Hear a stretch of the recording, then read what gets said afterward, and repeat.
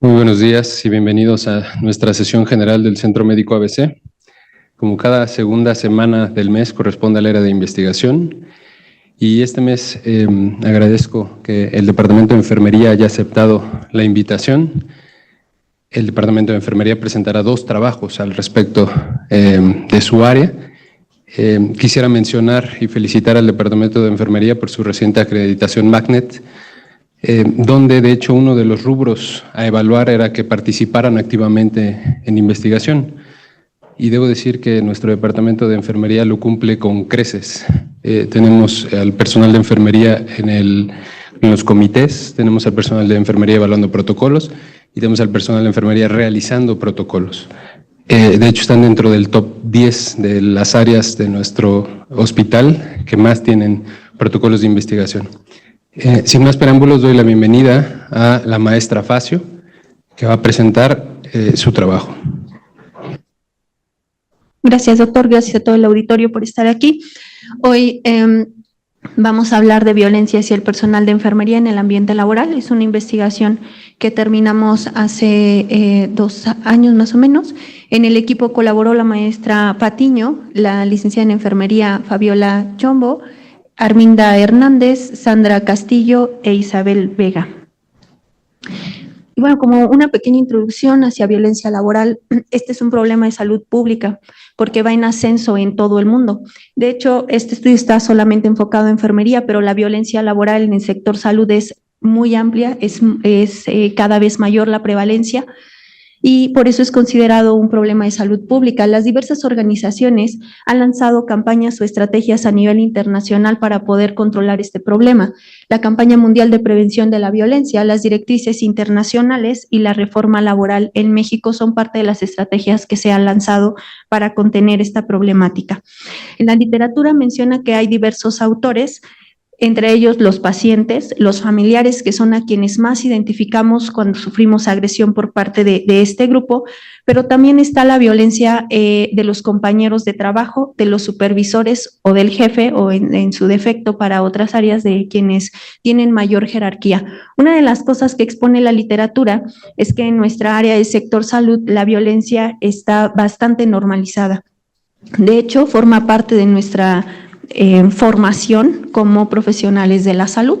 Es muy común ver que los compañeros de trabajo o quienes tienen más jerarquía que uno ejerce esta violencia horizontal o vertical. Bien, como violencia laboral, de acuerdo a la Organización Internacional del Trabajo, es todo incidente que implica un maltrato, una amenaza o un asalto a la persona dentro de sus actividades laborales, que tiene la participación de una amenaza que es implícita o explícita a su seguridad, a su bienestar o a su salud. Los actos más comunes de violencia son el abuso verbal, la presión moral, la discriminación, la violencia física y el acoso sexual. En México, el INEGI en 2016 reportó que el 26.6% de las mujeres que han trabajado han sufrido algún tipo de violencia laboral. ¿Cuáles son los efectos de la violencia laboral?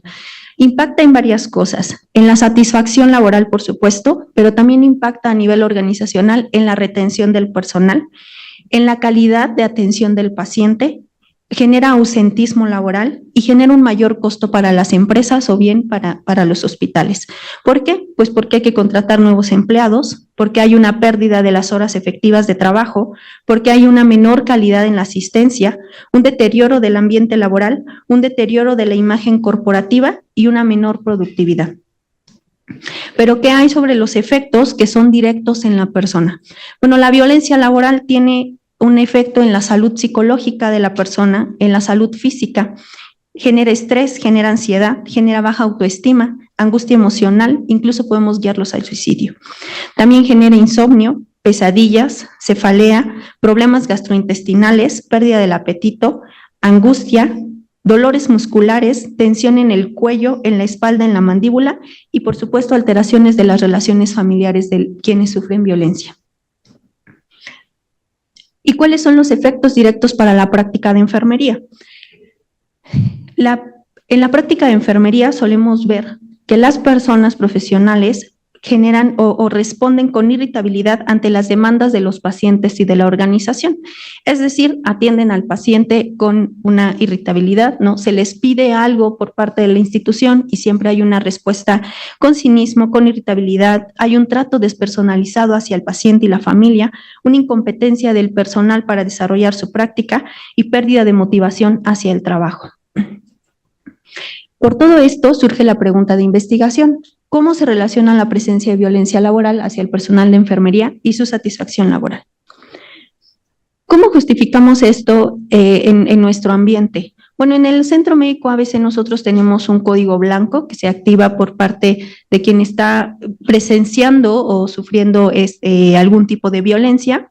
Se activa de manera discreta, viene el personal de seguridad y trata de hacer una contención primero verbal o psicológica y ya después pasan a la contención física.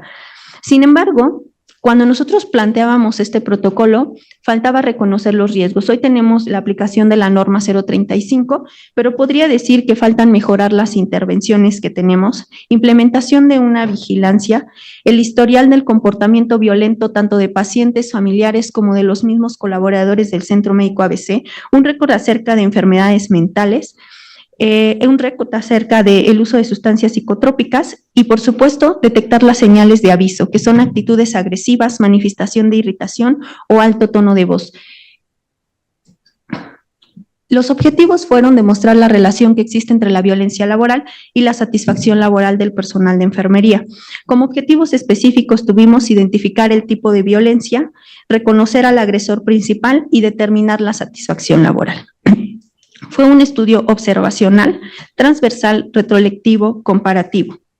Como instrumento utilizamos tres. Una encuesta para identificar o para recabar los datos sociodemográficos y laborales. Utilizamos el cuestionario Fonroja para la satisfacción laboral y utilizamos la escala de Cisneros para la detección de moving. Se aplicó una encuesta en una sola emisión y se analizó en SPSS versión 23. Y estos son nuestros resultados. Voy a tomarme un poco más de tiempo aquí. No sé si tengan un señalador.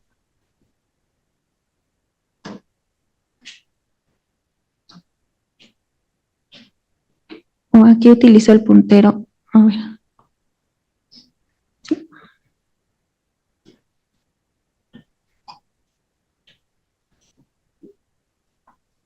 Muchas gracias. Entonces voy a detenerme un poco más aquí en los resultados. En las primeras tablas que vamos a ver son las características sociodemográficas y laborales. Por supuesto, es bien conocido que enfermería se compone principalmente por mujeres, fueron el 91%. La edad de los trabajadores está entre 30 a 50 años y menores de 30, y el estado civil la mayoría son solteros o casados.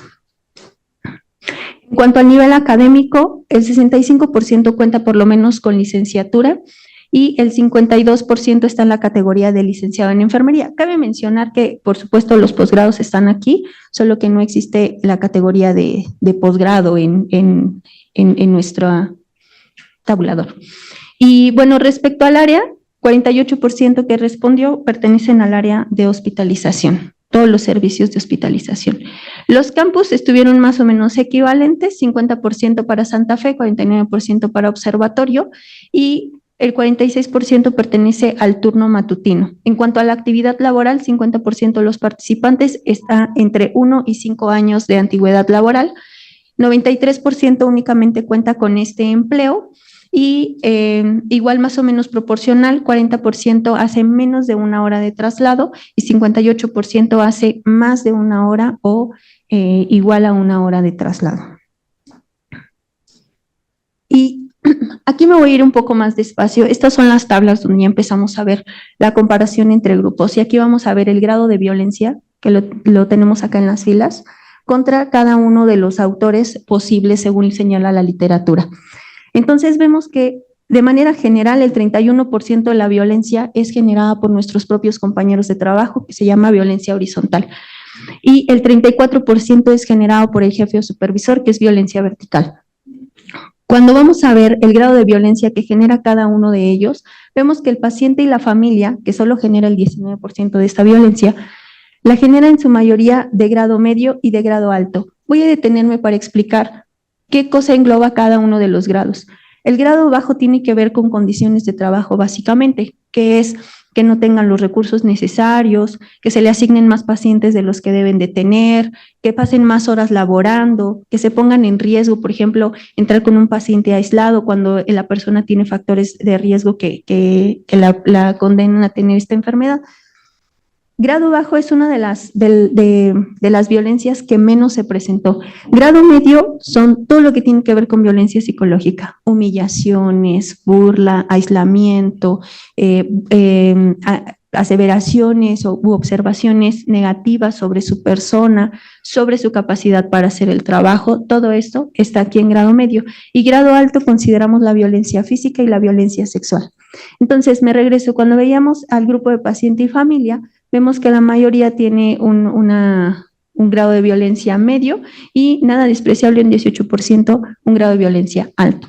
Pero si vamos a los mayores agresores, que son nuestros compañeros de trabajo, igual vemos que es grado medio, al igual que los jefes supervisores, pero vean cómo de nuestros compañeros de trabajo no es nada despreciable, un 25% para violencia de grado alto y menos del 10% en cuanto a jefe supervisor para violencia físico-sexual. Hay que considerar que la violencia física y sexual debería ser una violencia que no debe ser tolerada, tampoco la psicológica, pero ya la violencia física y sexual pues generan un mayor daño. Cuando vemos la frecuencia contra el autor que puede generarla, nuevamente vemos cómo los compañeros de trabajo y el jefe supervisor se colocan en los primeros lugares, pero la mayoría de ellos comete violencia menos de una vez al mes. Aquí es importante destacar que la frecuencia con la que se lleva a cabo la violencia no es proporcional al impacto que ésta puede tener. Nosotros podemos cometer solamente un acto de violencia y afectar a la persona definitivamente. Cuando vemos el grado de violencia contra la satisfacción laboral, la mayor parte de las personas, 70% en el Centro Médico ABC, están satisfechas. Sin embargo, pues tenemos un 30% que no. Y lo que vemos aquí es el fenómeno que va disminuyendo. Las personas que no tienen violencia tienen un nivel alto, ¿no? 86%, pero vemos cómo va disminuyendo conforme el grado de violencia va aumentando. Empezamos con un 86% aquellos que no tienen violencia, un grado bajo de 88% y terminamos con un 60% para aquellos que sufren violencia física o violencia sexual. Y lo mismo pasa en los niveles bajos, ¿no? Y cuando hablamos de la frecuencia vemos exactamente el mismo fenómeno. Vean cómo van descendiendo las proporciones en cuanto a mayor violencia. Y esta es el autor contra la satisfacción laboral. Entonces, seguimos conservando el 70% de satisfacción que tenemos de acuerdo a esta encuesta, pero vean cómo cuando no son agredidos, cuando nadie los agrede, tenemos el 86%, ¿no? Pero cuando ya nos agrede el paciente o la familia, que son pues para quienes nosotros desarrollamos nuestra actividad, disminuye el 77%. Si nos agreden nuestros compañeros de trabajo, 73%, pero si nos agrede un superior, baja hasta el 60%. Entonces, a veces la violencia que más se identifica, y lo reporta así la literatura, es del paciente y la familia, justo porque cuando la violencia viene de nuestros compañeros de trabajo o de nuestro jefe, como está tan normalizada en nuestro ambiente o en nuestra formación de la salud, no la tomamos en cuenta o no la empezamos a reportar, pero sí tiene un impacto importante para la satisfacción laboral. Y aquí, cuando el jefe o supervisor genera violencia, 32% tiene un nivel de satisfacción bajo. Y en esta tabla, esta es la tabla 4, es el multivariado, y entonces aquí vamos a ver son como 3 tablas, ¿no? Aquí está el grado de violencia, está el autor y está la frecuencia. Y vamos a revisar cada una de ellas a través de 4 modelos. En el primer modelo lo corrimos sin ajuste, es decir, solamente el grado de violencia contra la satisfacción laboral, contra la insatisfacción laboral, perdón. Y en el modelo 2 ajustamos por edad y sexo, en el modelo 3 por el resto de las variables sociodemográficas y en el modelo 4 por las variables sociodemográficas y laborales. Lo que es interesante ver aquí es que vean cómo el grado medio y el grado alto tiene un riesgo de 2.8 y de 4.03 respectivamente. Los intervalos de confianza no atraviesan la unidad y las P son significativas. Y a través del ajuste podemos ver cómo estos riesgos crecen, quedando un grado medio de violencia para insatisfacción laboral de 3.3% y el grado alto de 3.3 de riesgo y 4.9 de riesgo. Y las PES se hacen más significativas y el intervalo de confianza sigue sin atravesar la unidad. Cuando vemos el autor pasa exactamente el mismo fenómeno, sin ajuste de 2.25 para el riesgo, 4.01 sin atravesar la unidad, a excepción de compañeros de trabajo que atraviesan la unidad, son significativas, pero cuando lo vemos en el ajuste, vean cómo ya aquí los compañeros de trabajo se colocan con 2.5 de riesgo, ya no atravesamos la unidad y la P significativa. Y cuando tenemos un superior con violencia, que ejerce violencia, la insatisfacción, el riesgo para la insatisfacción crece a 4.5, no atravesamos la unidad y la P es totalmente significativa. Cuando vemos la frecuencia, pasa algo diferente. Vean cómo acá nada más es así, grado medio, grado alto, compañeros de trabajo y jefe o supervisor. Pero cuando vemos la frecuencia, no importa. Todas tienen un riesgo, ninguna atraviesa la unidad, todas son significativas y a través del ajuste de los modelos se hacen cada vez más fuertes. Esto comprueba que efectivamente no es necesario tener una frecuencia para poder generar daño. Con esto, nosotros concluimos que es importante identificar todos estos riesgos, tomar acciones, pero sobre todo que es necesario obtener datos sobre la salud mental de los trabajadores del Centro Médico ABC y llevar un récord. La literatura dicta que debería de estarse evaluando cada 5 años para poder identificar estos riesgos. Y bueno, que en múltiples estudios se ha identificado que la violencia tiene ya efectos perjudiciales para la salud de quien la padece, que afecta negativamente la satisfacción laboral y que afecta a las empresas o bien a los hospitales en términos financieros, de rotación de calidad, de baja atención, de baja calidad en la atención, entre otros. Y con esto terminamos.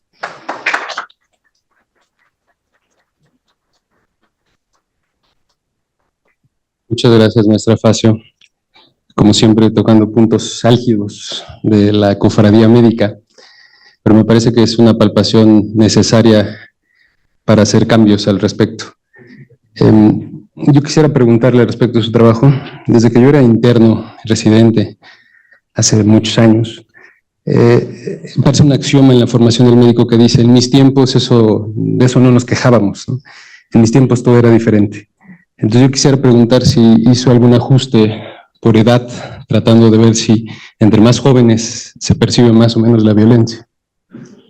Sí, en el primer modelo del multivariado se ajusta, no es cierto, en el segundo modelo del multivariado se ajusta por edad y sexo y de acuerdo con los resultados estadísticos no tiene ninguna influencia para recibir violencia, pero no estamos hablando de que la edad no tenga que ver con generar violencia, ¿no? Ese sería un estudio diferente. Entonces, ese axioma es falso, entonces. Doctor, por favor. Pues antes que nada quiero felicitarla. La verdad es un trabajo muy importante porque denota muchas de las faltas que tenemos y nichos de oportunidad para toda la comunidad del Centro Médico ABC. Me gustaría hacer una pregunta que surgió aquí del doctor Fournier. Si en compañeros de trabajo incluye a los médicos, ya sea residentes, internos, médicos empleados del hospital y médicos del staff.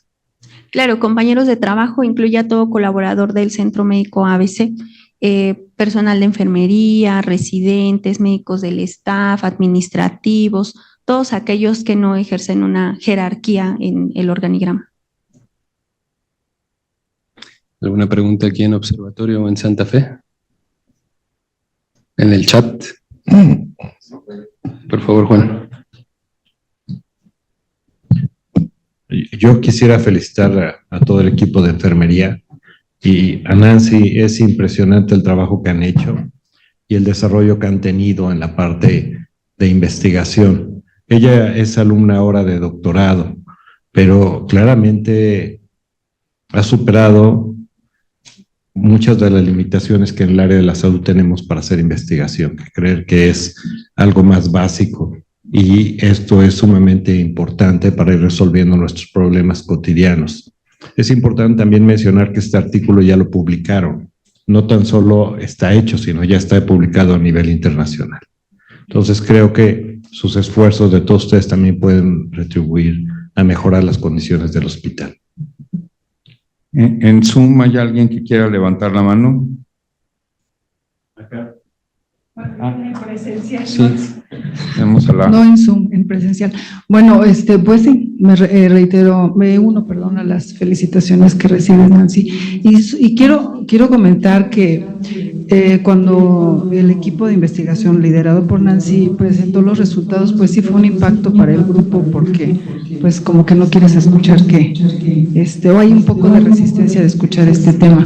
Sin embargo, bueno, se acepta, aparte de la publicación que se hizo, obviamente hay recomendaciones, y sí quiero resaltar que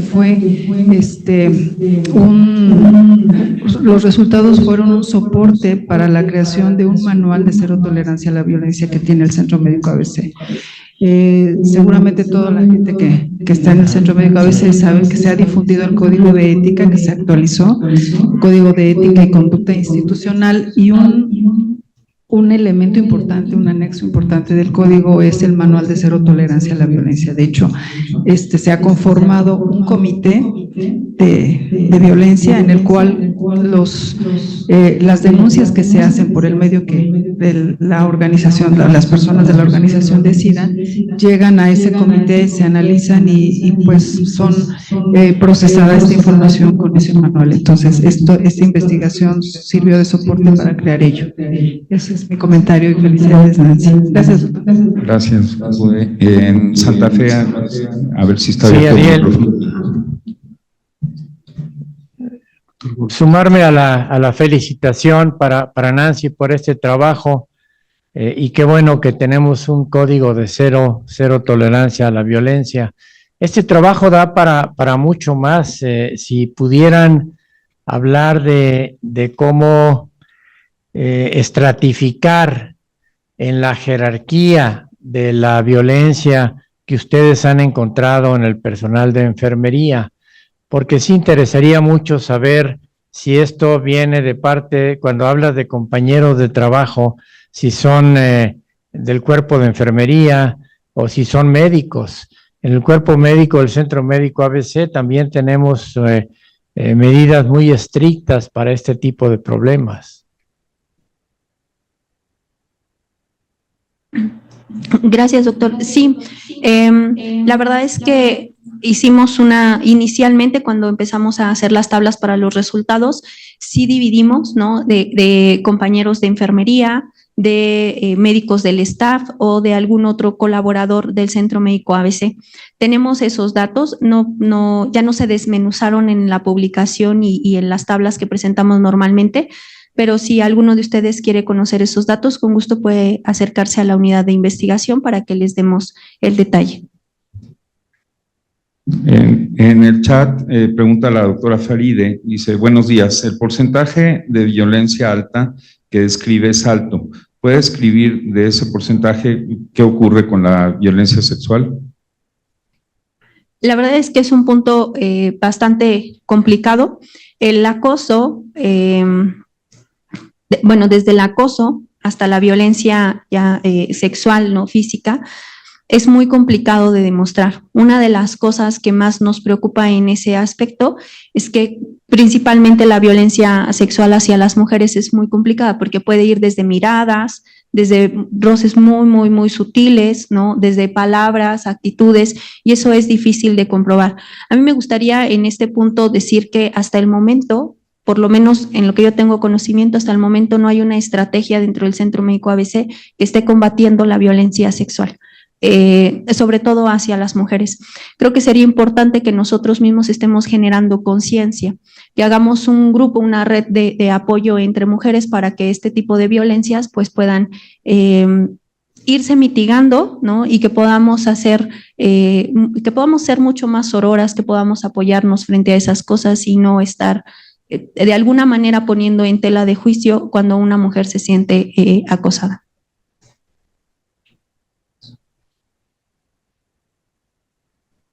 ¿Alguna otra pregunta o comentario? Muchas gracias, maestra Facio. Vamos a dar paso al siguiente trabajo. El siguiente trabajo es presentado por la licenciada Hernández.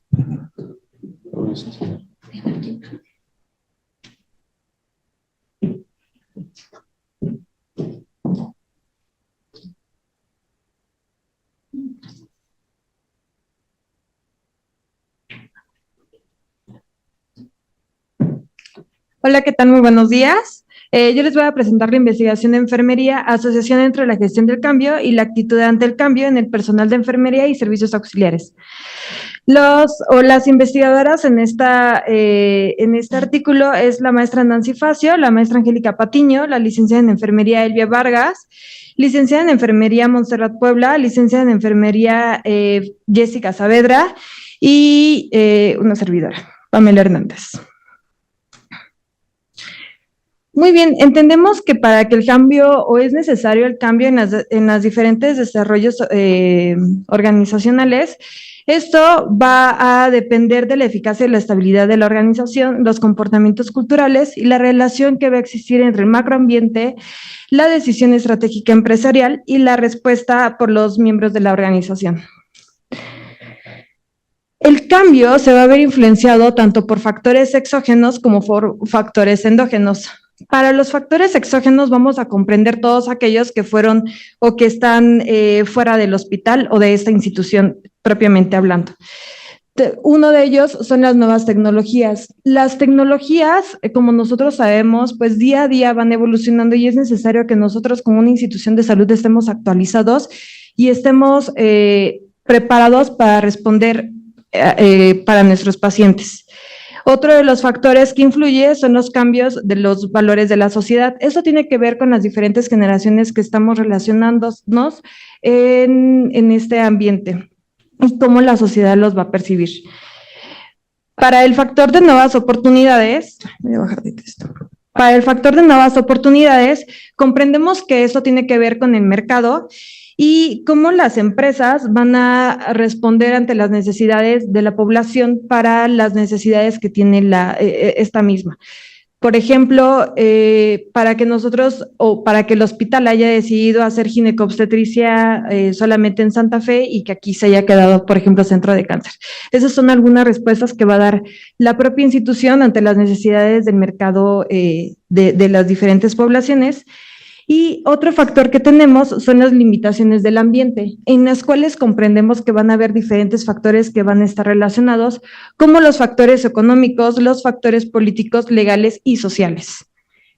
Para los factores endógenos comprendemos todos aquellos que van a intervenir dentro de la institución y que van a estar relacionados dentro de esta. Por ejemplo, surge la necesidad de cambiar la estructura.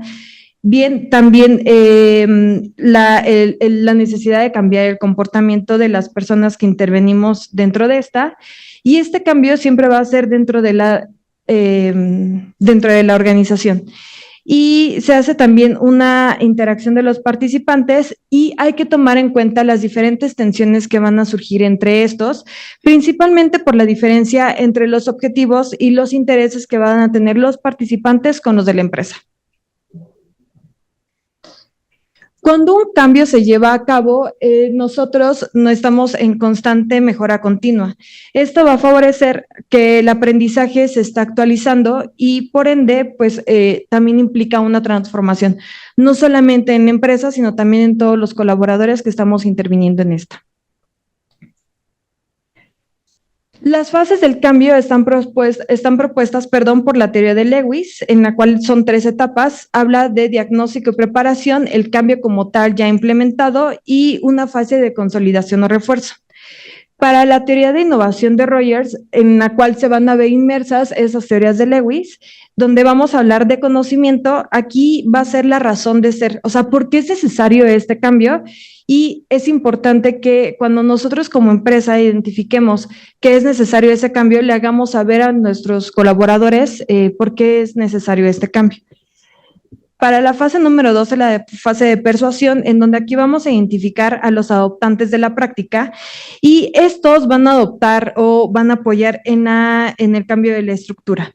Para la fase de decisión, aquí los participantes es necesario tomarlos en cuenta y que se permita una participación activa. Esto se va a favorecer con el intercambio de ideas y es importante en esta fase hacerle saber a este participante que forma parte del cambio. Es decir, que no lo aislemos o que no se haga sentir minorizado y que nada más va a ser como esta herramienta para que se haga el cambio, sino que ese cambio o él se apropie de este cambio. Para la fase de ejecución y confirmación, en esta etapa se va a implementar como tal el cambio y es importante que después de un tiempo se haga la etapa de consolidación, de confirmación, esta en la cual nosotros vamos a identificar si va a haber un apoyo o bien requieren un refuerzo para que se comprenda bien el cambio. Y si no es así, entonces se va a hacer la validación de este cambio.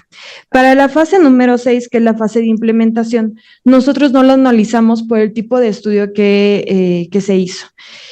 En conjunto, estas fases van a disminuir la resistencia ante el cambio. Nuestra pregunta de investigación fue: ¿la actitud de aceptación del personal de enfermería y servicios auxiliares ante el cambio tienen relación con la gestión del cambio? Eso se va a ver justificado con que cuando se genera esta gestión al cambio, las personas van a tener una actitud positiva ante y lo hemos reflejado con más del 80%. Por el contrario, cuando no hay esta gestión al cambio, las personas van a tener una resistencia y van a tener actitudes negativas, con más del 30%. Nuestro objetivo fue demostrar la relación entre la gestión del cambio y la actitud de aceptación con un estudio observacional, transversal, retroactivo, comparativo y mediante una encuesta transversal. Se utilizó una muestra de 229 personas de enfermería y de servicios auxiliares. Compréndase con eso que los servicios auxiliares, son enfermeras auxiliares y camilleros. Para la recolección de datos se utilizó un instrumento de recolección de datos en el cual cabe destacar que lo compartimos vía WhatsApp, mandaba a un cuestionario Google Forms, inmediatamente se mostraba el consentimiento informado. Si las personas no autorizaban el consentimiento informado, inmediatamente ahí se suspendía la recolección de datos. Por el contrario, cuando las personas aceptaban el consentimiento informado, entonces ya iba a la fase de recolección de datos. Estos fueron cuestionario de datos sociodemográficos y un cuestionario de gestión del cambio, en el cual se hizo mediante una escala de actitudes ante el cambio organizacional. Esta escala es una escala de actitudes validada por Ravelo, en la cual comenta que tenemos o pueden haber presentes 3 actitudes específicas cuando se implementa un cambio. Esta va a ser la actitud de aceptación, en donde vamos a tener las personas que van a reflejar la necesidad de conocer otras nuevas cosas y son personas que van a estar dispuestas al cambio y por lo tanto nos van a ayudar a gestionar este cambio. En actitud de temor o incertidumbre, pues como su nombre lo dice, son personas que van a tener un temor ante un cambio y sobre todo una vez que se implemente este cambio, ¿qué va a suceder después? ¿Cómo va a ser nuestra vida una vez que se genere el cambio? Entonces van a tener este temor ante nuevas tecnologías o ante este cambio como tal. Y para la actitud de cinismo son personas que no creen en el cambio. Es decir, son personas que consideran que las cosas ya funcionan bien como están estructuradas y para qué cambiar si ya funciona. Entonces, son personas que nos van a costar más trabajo para gestionar el cambio y si bien el cambio se lleva a cabo, es muy lento. Posterior a la recolección de datos, tuvo un análisis mediante un programa estadístico de SPSS versión 23 y cabe señalar que este protocolo fue sometido a los comités del Centro Médico ABC y fue aprobado para la recolección de datos. Posterior a ello les voy a mostrar 3 tablas de resultados en la cual les muestro a continuación. En la tabla número 1 es las características sociodemográficas y laborales por el personal de enfermería contra la gestión del cambio. Vemos que tenemos descritas todas las variables sociodemográficas y laborales y 2 hileras de gestión del cambio en donde nosotros podemos ver que las P's no son significativas. Sin embargo, en la variable de servicio tenemos una P que sí es significativa y por lo tanto podríamos señalar que hay diferencia en los diferentes grupos. Sin embargo, esto no puede ser concluyente todavía. Para la tabla número 2 tenemos gestión al cambio versus la aceptación, en donde tenemos las 3 diferentes actitudes, cinismo, temor y aceptación, en comparación con la gestión o no gestión al cambio. podemos observar que en cuanto a la actitud de cinismo, esta disminuye cuando hay una gestión al cambio. Es decir, las personas lo van a aceptar o van a tener menos esta actitud, con una diferencia absoluta del 16.8%. Para la actitud de temor tenemos exactamente lo mismo. Este se va a ver disminuido cuando hay una gestión al cambio, teniendo una diferencia absoluta del 26.4%.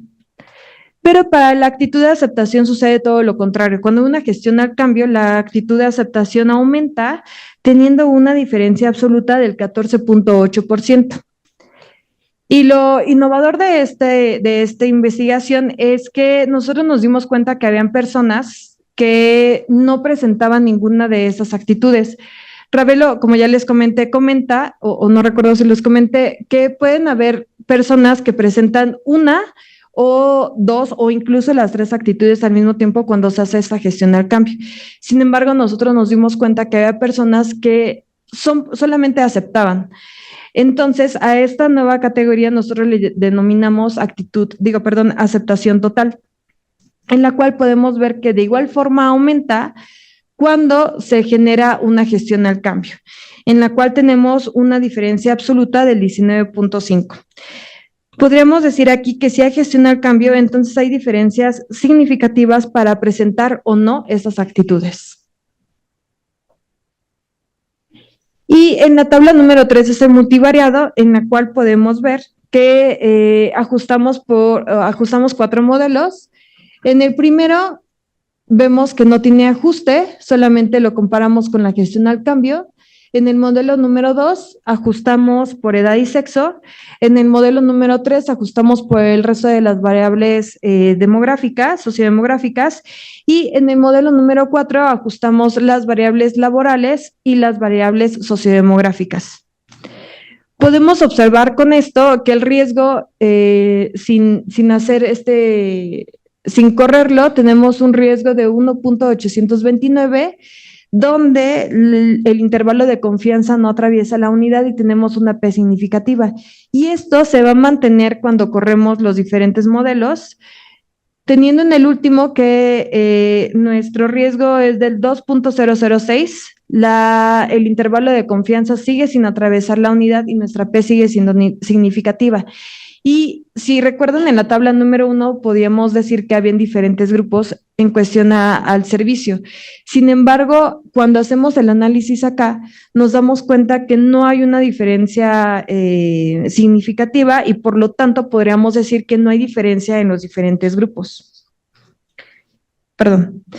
Con ello, nosotros aceptamos nuestra hipótesis o corroboramos la hipótesis y concluimos que la gestión al cambio se va a asociar con la actitud de aceptación. En conjunto concluimos que la gestión al cambio va a reducir la resistencia ante este.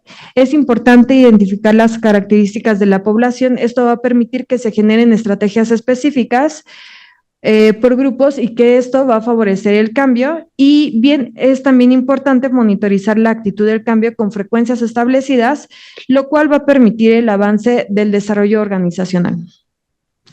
Queremos dar unos agradecimientos especiales, especialmente al Departamento de Enseñanza Médica por todo el apoyo que nos ha brindado para hacer nuestras investigaciones.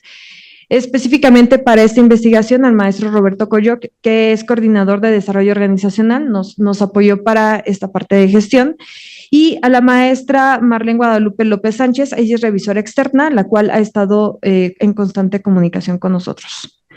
Eso sería todo. Muchas gracias.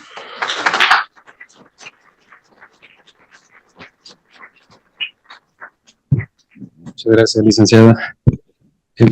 Además de felicitarla, yo quisiera preguntarle, igual que en el trabajo de Nancy, si la edad es un factor asociado o no con la resistencia al cambio. La verdad es que cuando nosotros planteamos la pregunta de investigación, pensamos que sí podría haber diferencias entre las diferentes generaciones. Sin embargo, no es concluyente y no hay una diferencia significativa para esto. Gracias. Una vez más, ese axioma queda derrumbado, ¿no? ¿Hay algún comentario en Observatorio Santa Fe o en el Zoom? Juan. Esto me parece muy interesante, el que ustedes prevén todas las dificultades que pueda haber cuando se busca un cambio. Estamos mal acostumbrados a creer que tenemos una idea y se implementa y luego va a ocurrir. Y esto no es real, entonces tenemos que hacer un trabajo muy estructurado desde antes, como ustedes bien lo han mencionado. Creo que para cualquier cosa que se busque deberíamos siempre tenerlo presente, porque va a haber una gran cantidad de resistencia, sobre todo, usted lo mencionó, la gente que tiene temor a qué va a pasar con mi situación, si estoy muy cómodo ahora, ¿qué va a pasar si hay un cambio? Y esto lo estamos viviendo ahora que hemos buscado cambiar el modelo en relación a las residencias médicas, donde se busca que ya no exista, como en el proyecto previo, violencia hacia los residentes e internos y que se respete todo el tiempo. Pero hay mucha gente que pone resistencia.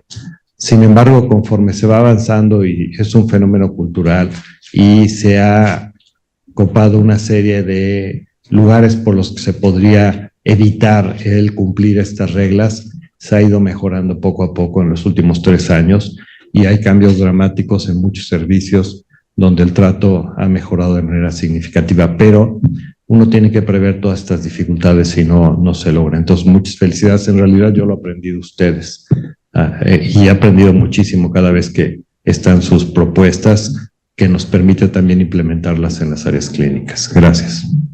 Muchas gracias, doctor. A ver, tenemos en el Zoom una mano levantada, nada más que se ven las siglas, nada más CSJR. Sí, ¿qué tal? Muy buen día, Carlos Juárez de Ortopedia. Muchas gracias, muy interesante su trabajo, nos permite entender mejor cómo instalar un cambio y me encantaría que después nos pudieran también hacer una extensión de esto, de cómo revertir un cambio, porque no todos los cambios son buenos. Y el problema que yo he observado en diversas ocasiones en el hospital es que como muchos de los cambios son propuestos e instalados por un jefe, el después, cuando se dan cuenta de que no fue bueno o necesariamente bueno, revertirlo es prácticamente imposible por los mismos factores que llevaron o complicaron el instalarlo, ¿no? El cómo voy yo a contradecirlo, porque pues yo no tengo la jerarquía, etcétera, etcétera. Entonces, estaría muy interesante ver cuál es el paso siguiente. Ok, se dio un cambio y no fue bueno. Ahora, ¿cuál es mi proceso? ¿Qué voy a enfrentar para revertirlo? Eso estaría, a mi punto de vista, muy interesante. Muchísimas gracias. Muchas gracias, doctor, y la verdad concuerdo con usted para este comentario. Creo que Nancy Facio quiere agregar algo. Gracias, perdón, es que soy colaboradora también en este proyecto. Uno de los puntos que mencionábamos es que la teoría de Rogers tiene 5 fases y creo que es cierto que hay muchos cambios ya instaurados en el hospital y que tal vez por eso pensamos en revertirlos, pero tal vez el pensamiento tendría que ser, en vez de revertirlo, ¿cómo metemos esta nueva forma? ¿No? ¿Cómo empezamos a hacer esta nueva forma? Entonces Rogers dice, primero vas a ir a decirle a las personas cómo es el cambio, por qué tenemos que hacer este cambio, cuál es la razón y cómo nos va a beneficiar. Y después de eso vas a hacer una segunda sesión donde vas a recabar las ideas de las personas y ellos te van a decir, ¿sabes qué? Sí es apto para mi flujo de trabajo o me lo estás complicando acá o por qué no le ajustas acá. Y el equipo de trabajo que está tratando de implementar el cambio tendría que discutir todas esas ideas y decir, a ver, ¿qué sí vamos a ajustar y qué no podemos ajustar? Los ajustes que se puedan llevar a cabo se hacen y los que no, se explica a las personas que van a recibir el cambio por qué no se van a hacer esos ajustes. Para que lo vayan adoptando, esto va a permitir que las personas sientan este nuevo cambio como suyo, como que participaron en él.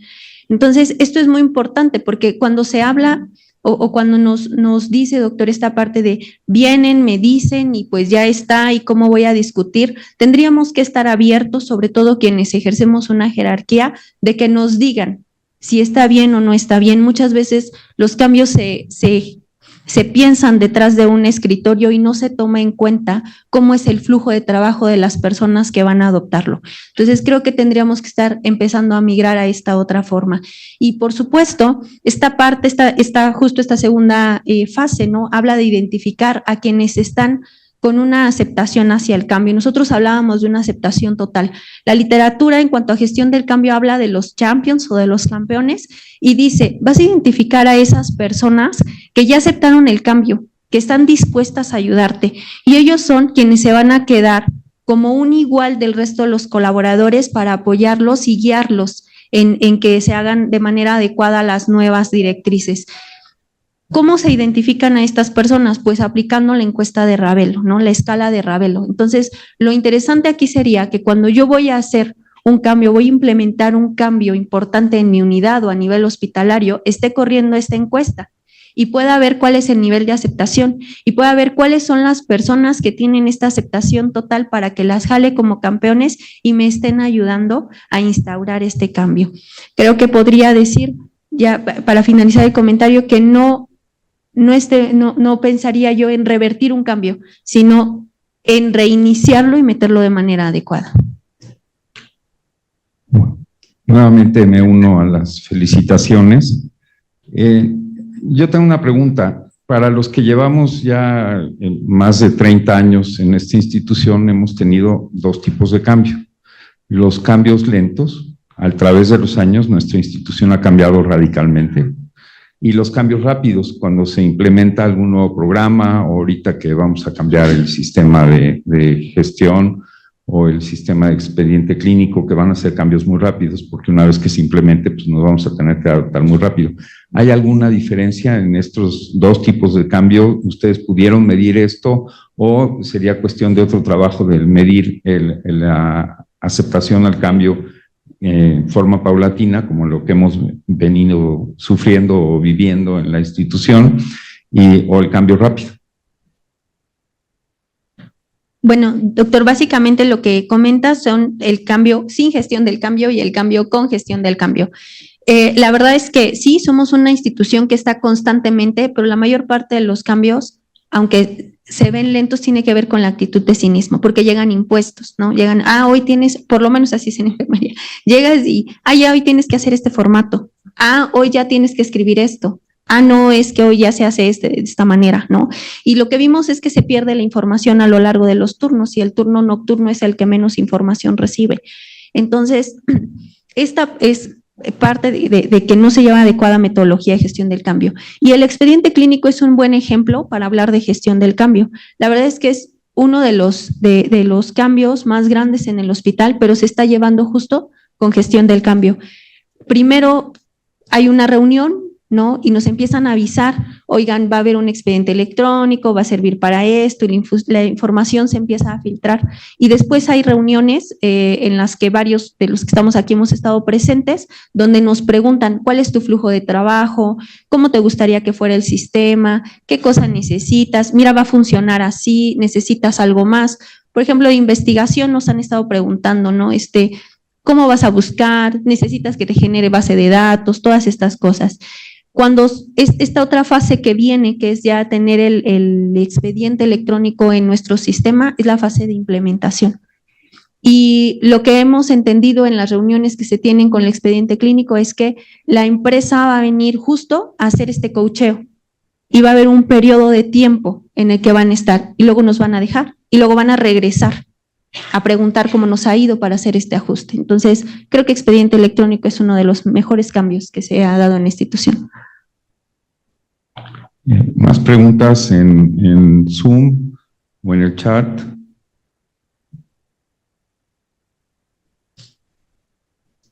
Santa Fe. Bueno, pues si no hay más preguntas, aquí están sus cartas de agradecimiento. Realmente la asistencia del Departamento de Enfermería en nuestras sesiones es muy agradable y muy abundante. Les agradecemos a todos que hayan participado y que sigan participando dentro de nuestras sesiones. Si ya no hay más comentarios, pasamos a algunos anuncios. La sesión científica de la semana que entra, amiloidosis, la enfermedad misteriosa, por el doctor Juan Pablo Costabel, el martes que entra. Les recordamos el concierto de piano, todo el mundo está invitado, internos, residentes, departamento de enfermería, servicios auxiliares, todo el mundo está invitado, va a ser en el Auditorio Santa Fe el 18 de abril, y la carrera ya están empezando a entrenarse todos. Las inscripciones están muy abiertas. Pueden pasar a la Asociación Médica, ya sea aquí o en Santa Fe, para inscribirse, y a través de Talento Humano también pueden gestionar su inscripción para que se les descuente de nómina, como ustedes lo quieran hacer. Pues hablando de investigación, el curso va a ser el 20 de abril. Es muy buen curso y se va a dar el manual de cómo realizar investigación clínica. El profesor del curso es el doctor Juan Manuel Fernández Vázquez. Y les recordamos que si quieren seguir investigando, tenemos abierto el centro de investigación, la biblioteca está a su servicio. Gracias, que tengan buen día.